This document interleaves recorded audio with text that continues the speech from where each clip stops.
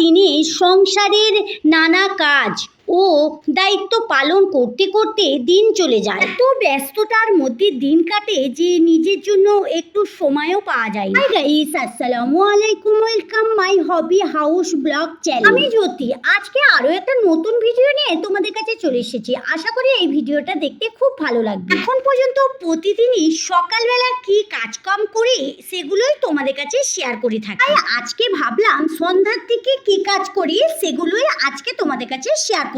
আমাদের মতো যারা সাংসারিক মানুষ তাদের প্রত্যেকেরই কিন্তু সকালের তুলনায় সন্ধ্যার কাজটা অনেক কম থাকে। তবুও আমাদের সংসারের কাজের কিন্তু কোনো শেষ নেই, একটার পর একটা কাজ লেগেই থাকে। আমরা তো প্রত্যেকেই জানো আমি চা খেতে খুবই ভালোবাসি, তাই প্রত্যেক দিন যখন ঘুম থেকে উঠি একটু চা না হলে আমার দিনটা কাটে না।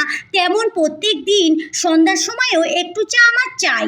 সকালের মতনও প্রত্যেক দিন সন্ধ্যাবেলা আমি চা খেয়ে আমার মতো সময় কাটাই, হাজবেন্ড চা খেয়ে দোকানে চলে যায়। সকালের দিকে যেমন অনেক বেশি বেশি কাজ থাকে, সন্ধ্যাবেলা কাজটা একটু কম থাকে। যেমন এই সকালে কাপড়গুলো ধুয়ে শুকিয়েছি, সেই কাপড়গুলো কিন্তু আমি সকালের দিকে আর গোছাবার সময় পাই না। ওই কাপড়গুলো আমি এদিকে রুমে রেখেই দিই।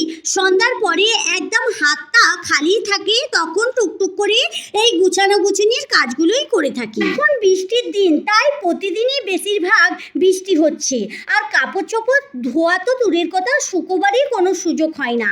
তাই আজকে কিন্তু সকাল থেকে প্রচণ্ড রোদ হয়েছিল। এখানে তোমরা দেখতেই পাচ্ছ আজকে বেশ কিছুটা কাপড় ধুয়েছিলাম। সেই কাপড়গুলো এরকম দড়ির পাশে আমি ছোট ছোট একটা র্যাক করেছি। এই র্যাকে কিন্তু প্রত্যেকটা কাপড় গুছিয়ে রাখি। দরজাটা খোলা থাকে, কাপড়গুলো দেখতে পাওয়া যায় না, যখন বন্ধ করা হয় তখনই দেখতে পাওয়া যায়। এদিকে একটা ছোট র্যাক রয়েছে, নিচের দিকে ছেলের বই থাকে আর উপরে ছেলে মেয়ের স্কুলের ড্রেসগুলো রেখে দিই। এটা একদম হাতের নাগালে রয়েছে, তো তাই এখানেই রাখি। কারণ যখন ছেলে মেয়ে স্কুলে যায় আমি হয়তো ওদের জন্য খাবার রেডি করছি, তখন কিন্তু ওরা ওদের ড্রেস খুঁজে পায় না, আর এখানে থাকলে খুব সহজেই পেয়ে যায়। এখানে রয়েছে মেয়ের বইয়ের টেবিল আর মেয়ের কিছু টুকিটাকি জিনিস ও ওর মতো গুছিয়ে রেখেছি। তবে ও সবটা গুছায়নি, আমি কিছুটা গুছিয়ে রেখেছি। ও একটু এখানে যখন যেটা ঘেটে যায় একটু একটু গুছিয়ে নেয়। সন্ধ্যার পরে একদম রান্নাঘরের কাজটা তেমন কিছু থাকে না, তাই একটু একটু আমি এগুলো গোছানো গুছিনি করি। অনেক কিছু কাজ থাকে যেগুলো এলোমেলো, আর জানো তো বাচ্চারা থাকলে বাড়িতে কোনো জিনিসটার জায়গায় থাকে না, সব জিনিসটা ওলট পালট হয়ে যায়। তাই আমি সন্ধ্যের বেলা একটু সব দিকে চেক করে দেখে নিই কোথা কি ঘেটে রয়েছে বা কোথা কি জিনিসটা ওলট পালট হয়ে আছে। রাতের দিকে একটু যদি অল্প কাজ করে রাখা হয়, সকালের দিক থেকে কিন্তু অনেকটাই স্বস্তি পাওয়া যায় আর নিজের অনেক শান্তি হয়। কারণ যাদের বাচ্চারা স্কুলে যায় তাদের কিন্তু সময় টু সময় কাজ করতে হবে, তাদের হাতের সময় একটুও মানে এদিক ওদিক করলেও হবে না। এদিকে সব কাজ করে চলে এসেছি রান্নাঘরে। আমাদের প্রত্যেকেরই কিন্তু সকালে ঘুম থেকে ওঠা থেকে শুরু করে রাতে ঘুমোতে যাওয়া পর্যন্ত রান্নাঘরেই কেটে যায়। সন্ধ্যের দিকে রান্নার চাপ তেমন কিছু থাকে না।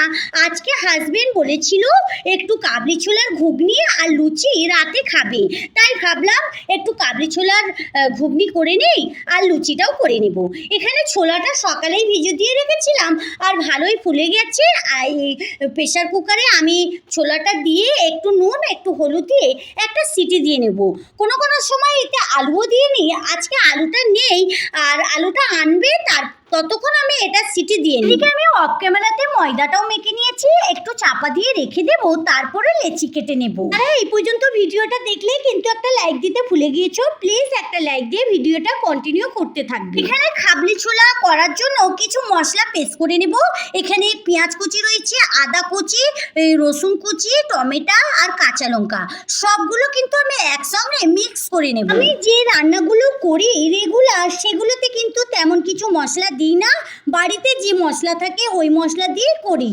আর বাড়ির খাবার তো টেস্টটা ভালোই হয়, খারাপ তেমন হয় না। জানো তো বন্ধুরা, আমি কিন্তু রাতে রুটি বা পরোটা খেয়ে রাতে ঘুমোতে পারি না। এটা আগের ভিডিওই তোমাদের হয়তো বলেছি, তোমরা অনেকেই জানো। আর আমার জন্য কিন্তু কিন্তু অল্প একটু ভাত রেখে দিয়েছি, আমি ভাতটা খেয়ে নেব। হাজারো খাবার হওয়া সত্ত্বেও আমার কিন্তু রাতে একটু ভাত না হলে যেন তৃপ্তি ভরে না। ভাত হলেই আমার রাতে ঘুমটা হয়, আর ভাত যদি না খেতে পারি, যদি কোনো পরোটা বা রুটি খেয়ে মানে ঘুমাতে যাই, আমার কিন্তু সেদিনে আর ঘুম হবে না। এদিকে আমি কাবলি ছোলাটা সিদ্ধ করে নিয়েছি, কাবলি ছোলাটা কিন্তু পানিটা ফেলে দেব। আর ওদিকে মশলাটা মিক্স করা হয়ে গেছে, এখানে আলুও নিয়ে চলে এসেছে, আলুগুলো ছোট ছোট করে কেটে নিয়েছি। আর এখানে একটা কড়া বসিয়ে দিয়েছি, একটু সর্ষের তেল দিয়ে দিলাম। আমাদের বেশিরভাগ প্রতিদিনই সন্ধেবেলা কিছু না কিছু মুখরোচক খাবার করতেই হয়, আজকে তেমন কিছু করিনি।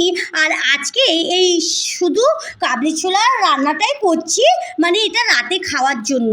আর সকালের দিকে তো একটু ডিম রান্না করেছিলাম। তো এখানে দেখো তেলটা গরম হয়ে যাওয়ার পর আমি যে মশলাটা মিক্স করে রেখেছিলাম ওই মশলাটা তেলের উপরে দিয়ে দিলাম। মশলা থেকে কাঁচা গন্ধ চলে যাওয়ার পর বাড়িতে থাকা একটু মশলা দিয়ে দিলাম, হলুদ গুঁড়ো, লঙ্কা গুঁড়ো, জিরে গুঁড়ো, ধনে গুঁড়ো আর স্বাদ মতো নুন। এগুলো দিয়ে আবারও খুব ভালো করে মিক্স করে নিচ্ছি। তারপরে আমি এতে ওই একটু ডিম দিয়ে দেবো। জানো তো বন্ধুরা, কাবলি ছোলায় যদি ডিম এরকম দেওয়া হয় তাহলে খেতে কিন্তু অসাধারণ হবে। তোমরা চাইলে এরকম রেসিপি একবার করে দেখতে পারো। তো ওটা রুটি বলো, পরোটা বলো বা লুচি সবের সঙ্গে খেতে ভালো লাগবে। আমি এখানে বেশি ডিম দিচ্ছি না, একটাই ডিম। মশলার উপরে আমি ডিমটা দিয়ে দিলাম, আর ডিমটা বেশ কিছুক্ষণ একটু নাড়াচাড়া করে নেব। ডিমটা যখন একটু গন্ধ চলে যাবে তখন যে কেটে রাখা আলুটা ছিল, আলুটা দিয়ে আবারও ভালো করে কষিয়ে নিচ্ছি। এদিকে একটু আলুটা কষিয়ে নিয়ে আর ওদিকে দেখো যে লেচিগুলো রেখেছিলাম ছোট ছোট করে গোল গোল করে নিয়েছি, আর এগুলোকে বেলে নেব। এখানে ঢাকনাটা খুলে দেখে নিচ্ছি আলুটা সিদ্ধ হয়ে গেছে। এবারে একবার নেড়ে নিলাম, দেখবো আলুটা ভালো করে সিদ্ধ হয়েছে কিনা। তারপরে যে সিদ্ধ করা কাবলি ছোলাটা ছিল ওটা দিয়ে বেশ ভালো করে কষিয়ে নিচ্ছি। তারপরে এটাকে আবারও একটু পানি দিয়ে চাপা দিয়ে একটু সিদ্ধ হতে দেব। আজকে সন্ধেবেলা কিন্তু রান্নাঘরে অনেক বাসনকোসন নোংরা হয়েছে। এদিকে দেখো অনেক কিছু নোংরা হয়ে রয়েছে, এগুলো সব কিন্তু আমি পরিষ্কার করে ধুয়ে রান্নাঘরটাকে একদম পরিষ্কার করে নেব। সবগুলো বেসিনে রেখে দিচ্ছি, যেগুলো নোংরা রয়েছে তারপরে আমি ধুয়ে নেব। ওদিকে কাবলি ছোলাটা ততক্ষণ সিদ্ধ হয়ে গেলেই হয়ে যাবে, আর এদিকে বাসনগুলো আমি সব মেজে নিই। এবারেতে সবগুলো ধুয়ে নিয়েছি, এবারে জায়গার জিনিস জায়গায় গুছিয়ে রাখি। জানো তো বন্ধুরা, রাতেবেলা যদি এইগুলো একটু জিনিস না রেখে সব কিছু যদি ধুয়ে জায়গার জিনিস জায়গায় গুছিয়ে রাখা হয় তাহলে এ থেকে পানিও ঝরে যাবে। আর রাতে কিন্তু আমাদের যে কোনো রান্নাঘরে অনেক পোকামাকড় আসে, সেগুলো থেকেও কিন্তু অনেক দূরত্ব থাকে। রাতে যদি রান্নাঘরটা পরিষ্কার পরিচ্ছন্ন করে রাখা হয়, সকালে ঘুম থেকে উঠে রান্নাঘরে আসলে মনটাও ভালো লাগবে আর দেখতেও অনেক সুন্দর লাগবে। তবে হ্যাঁ, প্রত্যেক দিন রাতে সবাই কিন্তু এই কাজটা হয়তো করতে পারবে না, কারণ অনেকেই রাতের সময় অনেক রকম দিক দিয়ে ব্যস্ত থাকে। তবে এক একদিন না করলেও অসুবিধে নেই, তবে যতটা পারবে প্রতিদিন করার চেষ্টা করবে। এখানে কিন্তু আমার রান্নাও কমপ্লিট আর রান্নাঘর পরিষ্কার করাও হয়ে গেছে। আর এখানে লুচিগুলো ভেজে নেব। আর এদিকে দেখো আমি ওই ঘুগনিগুলো পিয়ালাতে তুলে নিচ্ছি, কারণ অনেকটা রাত হয়ে গেছে, সবাই কিন্তু টেবিলে অপেক্ষা করছে খাবার জন্য।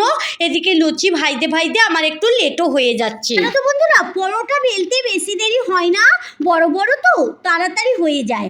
আর লুচি ছোট ছোট বেলতে কিন্তু অনেক অসুবিধা হয়, তাই এখানে অল্প একটু বেলে প্রথমে ভেজে ওদেরকে দিয়ে দিই, ওরা ততক্ষণ খাক, তারপরে আবারও ভাজবো। তাহলে আজকের ভিডিওটা এখানেই শেষ করছি।